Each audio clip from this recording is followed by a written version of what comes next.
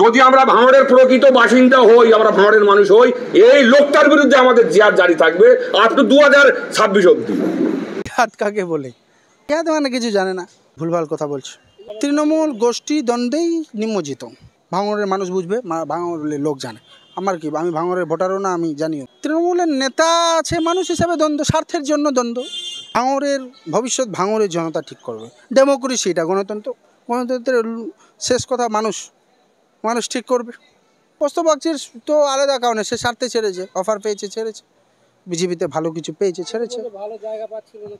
হ্যাঁ, ওইটাই তো স্বার্থ, ব্যক্তির স্বার্থের জন্য, ব্যক্তির স্বার্থের জন্য, আইডিওলজি বা ব্যক্তি স্বার্থ, এইটাই তো কারণ। আর কি হবে? আর কৌস্তব বাগচির আইডিওলজিক্যালি আরএসএস, তো সে তার মানে স্বাভাবিক ঘরে গেছে।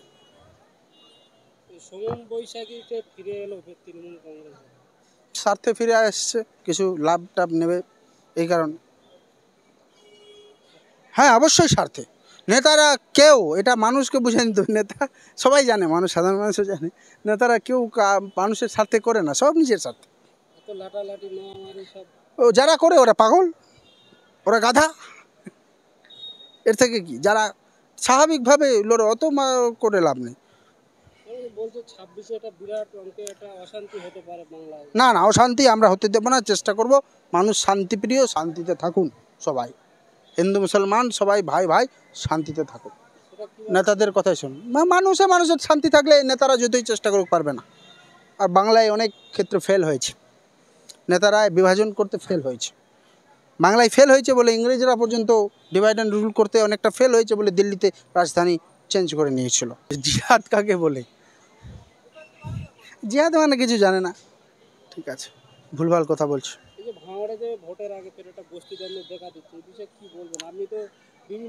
তৃণমূল গোষ্ঠী দ্বন্দ্বেই নিমজ্জিত, এতে বিরোধীদের লাভ হবে, হিসেবে লাভ হবে।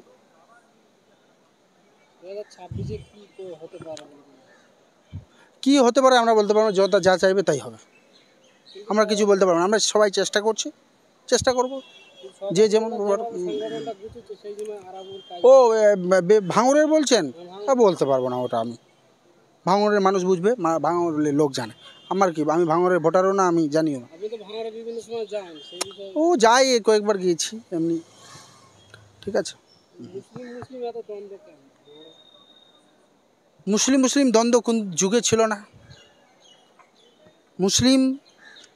মুসলিম দ্বন্দ্ব আছে, হিন্দু দ্বন্দ্ব আছে, প্রত্যেকটা জাতির মধ্যে দ্বন্দ্ব আছে, মানুষ মাত্রই কিছু না কিছু দ্বন্দ্ব আছে, এতে কিছু স্বাভাবিক ব্যাপার। তৃণমূলের নেতা আছে, মানুষ হিসাবে দ্বন্দ্ব, স্বার্থের জন্য দ্বন্দ্ব। এখানে মুসলিম হিন্দু ব্যাপার নেই, সবাই স্বার্থের জন্য, হিন্দু দ্বন্দ্ব আছে, মুসলিম দ্বন্দ্ব আছে। না, রাজনীতি আপনাকে কে বললো কেউ কোনো নেতা মানুষের স্বার্থে করে? সবাই নিজের স্বার্থে, কেউ নেতা মন্ত্রী হওয়ার জন্য, কেউ দেশ চালানোর জন্য, কেউ কিছু মানুষের স্বার্থে, কিছু দেশের স্বার্থে, কিছু নিজের স্বার্থে, এইটুকু রাজনীতি করে। রাজনীতি কেউ মানুষের স্বার্থে করে না।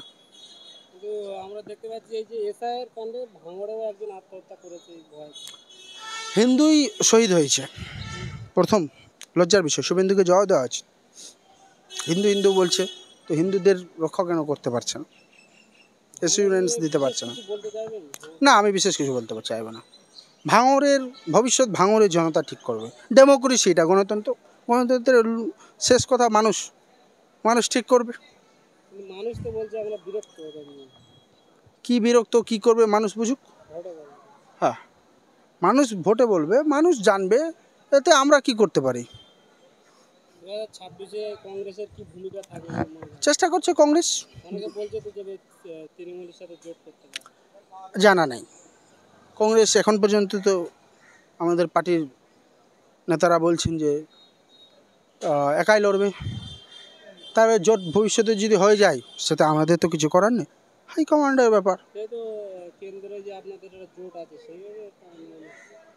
দেখুন, সেটা সব পার্টিতে কেউ কোনো, আমরা নেতারা ঠিক করি না, উপর লেভেলে ঠিক হয়, হাইকমান্ডে ঠিক হয়, রাজ্য নেতৃত্ব ঠিক করে, কেন্দ্রীয় নেতৃত্ব ঠিক করে, আমাদের কর্মীরা ঠিক করি না। আমরা শুধু কাজ করি, আমরা শুধু কর্মঠ করতে হয়, আমাদের ডিসিশন পাওয়ার নেই। যাদের ভালো লাগবে না পার্টি ছেড়ে দেবে, কৌস্তব বাগচির তো আলাদা কারণে সে স্বার্থে ছেড়েছে, অফার পেয়েছে ছেড়েছে, বিজেপিতে ভালো কিছু পেয়েছে ছেড়েছে। হ্যাঁ, ওইটাই তো স্বার্থ, ব্যক্তির স্বার্থের জন্য, ব্যক্তির স্বার্থের জন্য, আইডিওলজি বা ব্যক্তি স্বার্থ, এইটাই তো কারণ। আর কি হবে? আর কৌস্তব বাগচির আইডিওলজিক্যালি আরএসএস, তো সে তার মানে স্বাভাবিক ঘরে গেছে।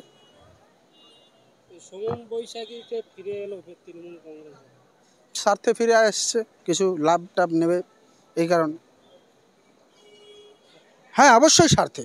নেতারা কেউ এটা মানুষকে বুঝে নিত, নেতা সবাই জানে, মানুষ সাধারণ মানুষও জানে, নেতারা কেউ মানুষের স্বার্থে করে না, সব নিজের স্বার্থে। ও যারা করে ওরা পাগল, ওরা গাধা।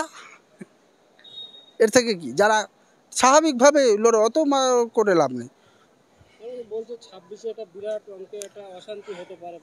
না না, অশান্তি আমরা হতে দেবো না, চেষ্টা করব মানুষ শান্তিপ্রিয়, শান্তিতে থাকুন সবাই, হিন্দু মুসলমান সবাই ভাই ভাই শান্তিতে থাকুক, নেতাদের কথাই শুনুন।